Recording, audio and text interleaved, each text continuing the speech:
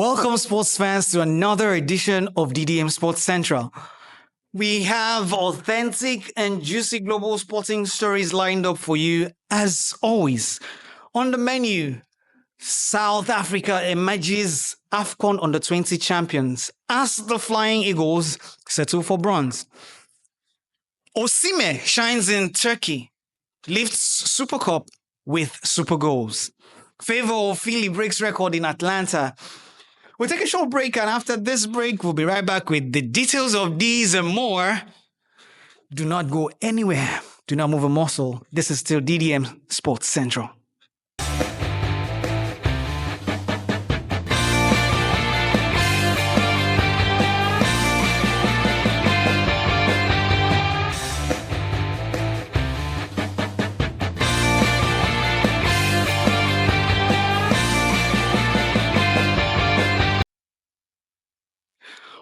Welcome back.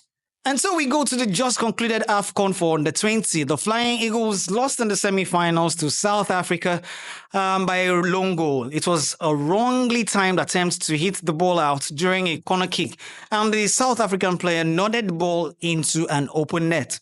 Flying Eagles now had to play Egypt in the third place match. The Flying Eagles defeated the Egyptians 4-1 on penalties to clinch the bronze medal in the competition after regulation time had ended 1-1.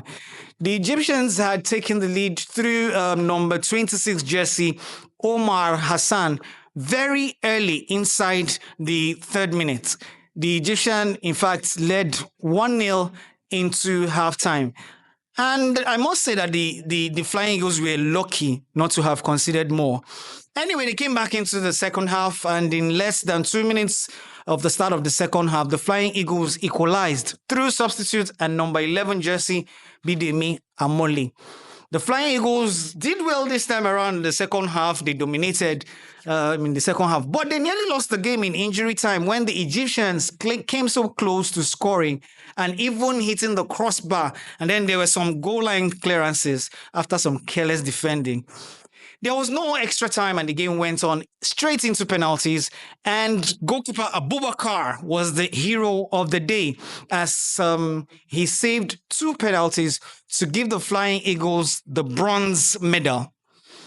South Africa, on the other hand, they are my piano boys, like we want to call them sometimes. They defeated Morocco in the finals of the competition by 1-0. The South Africans will banter us a lot on the social media, if you ask me, this time around. Anyway, the goal came in the 70th minute from a stunning strike from Gomulemo Kekana just outside the box. Though VAR had to do a review before the goal was awarded.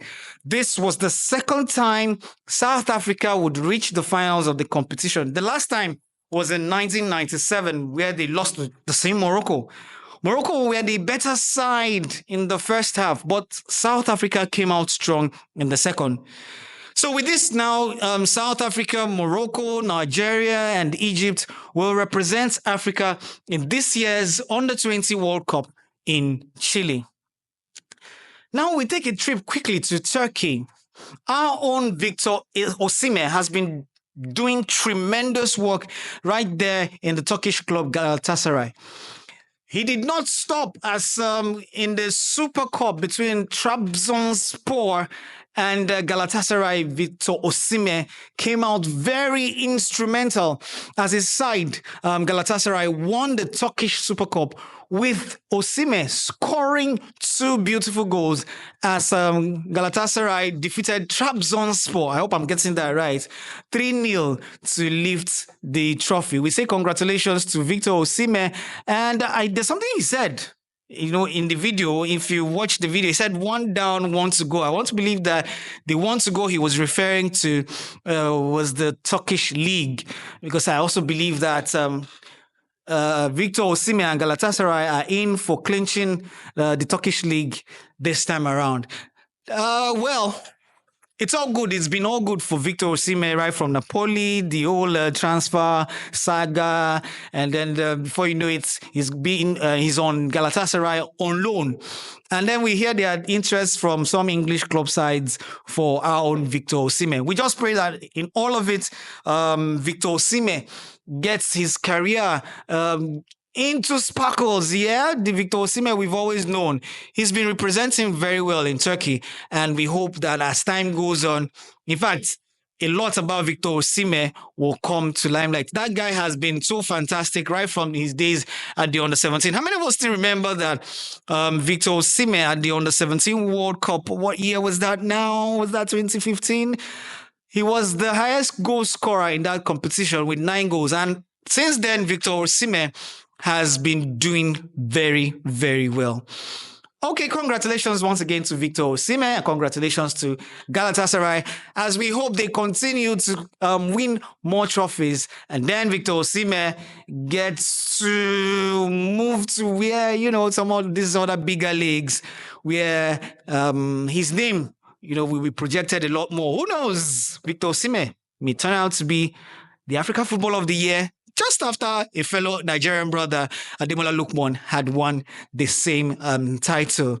Now we travel to England in the English FA Cup. Who saw that upset coming? Nobody saw the upset coming. The final game was between Crystal Palace and Manchester City. Crystal Palace needed just a lone goal to create an upset in the FA Cup final match against Manchester City. Nigeria-born Eberechi Eze was set up for a beautiful finish to give Crystal Palace the lead. Man City, through Mamouche, had lost the penalty in the 35th minute of that game, courtesy of a brilliant save from Palace's goalkeeper Henderson, who made a double save at that instant. But then, how do we say it now for Manchester City? Is it the end of an era for Pep Guardiola? Or is it just that Manchester City were not able to manage their situation of injuries and a couple of other things that would have happened to them in the course of this season? Was it because they couldn't manage it well? Because Arsenal, for me, were able to manage through the injuries and got to the semi-finals of the UEFA Champions League. What happened? What happened to Manchester United to the point that they lost to Crystal Palace? If you ask me personally, after seeing a game, I think it was a Premier League game, I can't remember which one, Crystal Palace played out a 2-2 draw in that game. It's not been too long now, 2 games or so ago. I said to myself, this is a good team. They may spring up an upset against Manchester City. And they lived up to their billing. Even though there were a couple of chances that Manchester City missed in the course of that game, but they held their own. And that's cutback for Eberechi's finish was beautiful. So congratulations to Crystal Palace. Nobody saw it coming. Nobody thought that Crystal Palace were going to defeat Manchester City. And now we have a new name on that trophy, and it is Crystal Palace. But then why are we so surprised? There was a time Portsmouth also did that. That was when Kanu Nwankwo was there in Portsmouth. Portsmouth have done it. I'm trying to remember those smaller clubs now that have done it, where people didn't really expect them to do it. Okay, congratulations to Crystal Palace, and better luck next time to Manchester City. Let's hope that they're able to finish. I think they're somewhere in the 6th position now in the English Premier League. Let's hope that they're able to make it into the Champions League spot with one more game to go in the English Premier League. Okay, that takes us to the England for the English. Okay, we stay in England actually. For the English Premier League. These are some results from the English Premier League. Aston Villa defeated Tottenham by 2-0. Chelsea defeated Man U, courtesy of Marcus Cucurella. He scored, in fact, that goal for me, the build-up to that goal was brilliance from Reece James. Reece James was brilliant. And somebody argued, I need to watch that goal again. Somebody was arguing that almost every Chelsea player had a touch on that ball before Cucurella scored the header. But for me, what I really admired was the cleverness with which Reece James turned. You need to see that goal again. He turned and sold that Manchester United defender for a pack of pies, and then laid the cross in for Cucurella to nod in sweetly for Chelsea's goal. Anyways, they held on to that one goal and handed Man U. I don't know how long Man U will continue to endure this suffering. Anyways, they are in the Europa League finals, and who knows, they could win it against Tottenham and then have a shot at the Champions League next season. Okay, Arsenal enhanced Chelsea's top four hopes by handing Newcastle a 1-0 defeat, sealing second spot on the EPL table. Declan Rice scored Arsenal's goal in the second half of that game. Other results: Everton defeated Southampton 2-0. West Ham lost at home to Nottingham Forest 1-2. Brentford lost at home to Fulham by 2-3. Leicester defeated Ipswich Town 2-0. Brighton defeated Liverpool 3-2. Liverpool has won the league, so I don't know. I may be wrong, but they are just taking their time to play these games. They lost 3-2 to Brighton. So on the EPL table, Liverpool already has won. They have 83 points on the top. Arsenal has 71 points. They've sealed second position. But then we have Newcastle, Chelsea, and Aston Villa on third, fourth, and fifth positions, tied on 66 points. Now we travel straight to Germany. And in Germany, Borussia Dortmund, you need to watch that game against Holstein Kiel. Borussia Dortmund defeated Holstein Kiel in the final games of the German Bundesliga. Already Bayern Munich has clinched the title. But then Borussia Dortmund celebrated like they were the winners of the German Bundesliga because they have qualified for the Champions League spot. Who would blame them? Who would want to play in the Champions League for next season? Other games: Heidenheim lost at home 1-4 to Werder Bremen. Hoffenheim lost at home to Bayern Munich, who have already won the league, 0-4. Borussia Mönchengladbach lost at home 0-1 to Wolfsburg. Augsburg 1-2 to Union Berlin. RB Leipzig lost 2-3 to VfB Stuttgart. SC Freiburg lost at home 1-3 to Eintracht Frankfurt. Mainz played out a 2-2 draw against Bayer Leverkusen. FC St. Pauli lost at home 0-2 to VfL Bochum. Now, the league ended with the table looking like this. Bayern Munich winners ended with 82 points. Bayer Leverkusen 69 points, second place. Eintracht Frankfurt 60 points, and Borussia Dortmund fourth with 57 points. It's only one league in the major leagues that has to wait till the last game. One league. And guess what that league is? It is the Italian Serie A. And for me, they have been very entertaining this season. With one game to go, here are the results of the Serie A games played over the weekend. Genoa lost at home 2-3 to Atalanta. Ademola Lookman didn't score in that game. Juve defeated Udinese by 2-0. Monza lost at home 1-3 to Empoli. Cagliari defeated Venezia by 3-0. Lecce defeated Torino 1-0 at home. Inter played out a 2-2 draw with Lazio. Inter would have moved up if Inter had won that game. Verona played a 1-1 draw with Como. Parma played out a 0-0 draw with Napoli. Fiorentina defeated Bologna by 3-2. Roma defeated AC Milan by 3-1. So it goes down to the final game of the Serie A to know who the 2024-25 season Serie A champions will be. Now, looking at the Serie A table, we have Napoli on top with 79 points. Inter Milan is second with 78 points. Atalanta with 74 points. And then Juve occupies the fourth position with 67 points. Now we drive down to Spain, or we fly across to Spain, where Barcelona has clinched the La Liga title. When I looked at the remaining games for Barcelona, I said to myself, Barcelona has won the La Liga. There's nothing anybody can do. I felt they were going to defeat Espanyol. No how. But then Barcelona did not fail to live up to expectation as they won 2-0 away to Espanyol. Wonder Kid Lamine Yamal was very instrumental in that game. That guy is wonderful. Just 17-year-old, and that guy is packing up trophies. His beauty of a goal gave Barcelona the lead, and Yamal proved the provider for the second goal by Hansi Flick's men. And to be honest, Hansi Flick is such a lucky coach. Would I say he's lucky? Yes, I would say he's lucky because he has a crop of players who are doing it so well. And let's be honest, Barcelona almost made it through to the finals of the UEFA Champions League. So somehow, Barcelona could have been in for 4 trophies this season.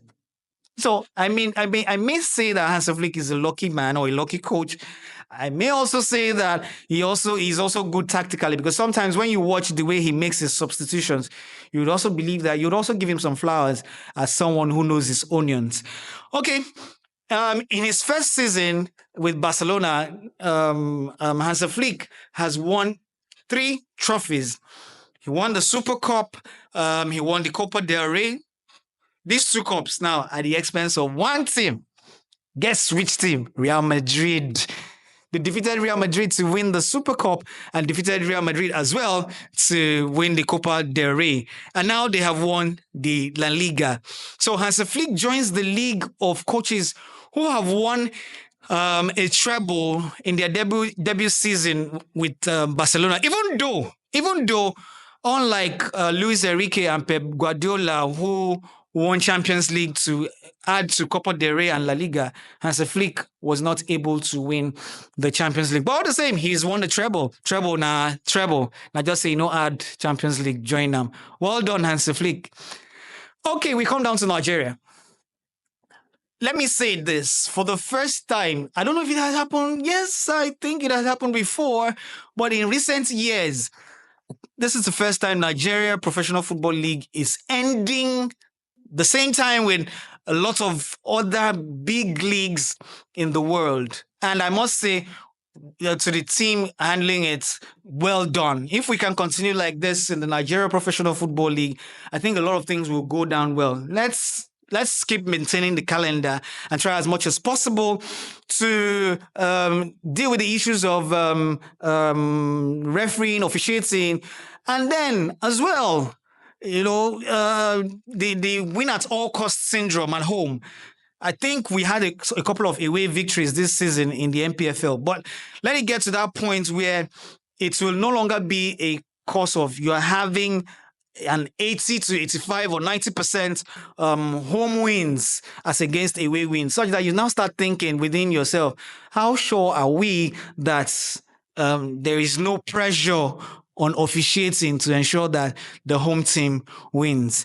Anyways, the final games of the MPFL will take place on Sunday, May 25, 2025, with the games kicking off simultaneously so that there will not be any ojoro, but then Remo Stars already won the league. So here are some of the fixtures for the final games of the 2024-25 season of the Nigeria Professional Football League. My darling Ikorodu City will take on Abia Warriors, who picked a continental ticket with their 2-1 victory over Academy Warriors in their last game. Katsina will take on Kwara United. Lobby Stars, already relegated, will take on Bendel Insurance. Rivers United will take on Nasarawa United. Niger Tornadoes will take on Kano Pillars. Bayelsa United will take on league winners Remo Stars. Heartland, the Naze Millionaires, will take on Aqua United. Economy Warriors will try to dim the stars of Sunshine Stars. Shooting Stars will take on Enugu Rangers, while the Elephants of Aba will take on Plateau United. Now, the MPFL table looks this way. Remo Stars is on top with 71 points. Rivers United in second with 61 points. Abia Warriors is third with 60 points. And my darling Ikorodu City is fourth with 56 points. Now we move over to athletics. Nigeria's favor Offili made history at the Atlanta Games over the weekend with a superb finish of 15.85 seconds, breaking 150 meters world record at the Piedmont Park in Atlanta.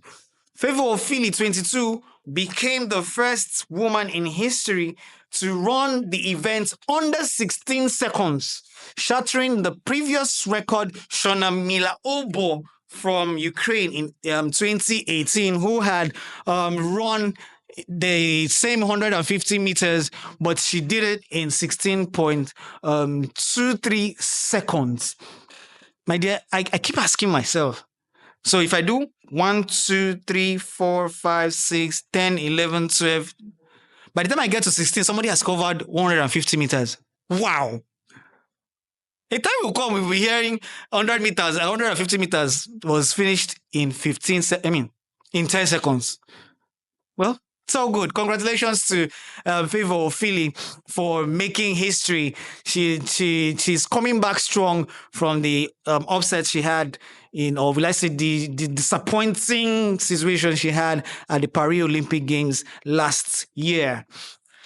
Okay, we go straight to basketball. Nigeria's men's basketball team, the D Tigers, have been drawn in Group C for the FIBA 2027 World Cup qualifiers. They've been drawn alongside Rwanda, Tunisia, and Guinea.